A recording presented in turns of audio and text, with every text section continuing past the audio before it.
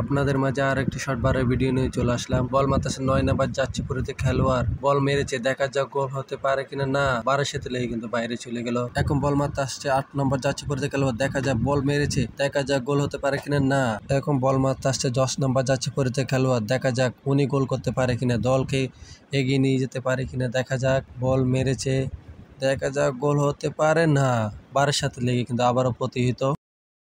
এখন বল মারতেছে 7 নাম্বার যাচ্ছিপুরিতে খেলোয়াড়, গোল করতে পারলে দলকে এগিয়ে নিয়ে যাবে।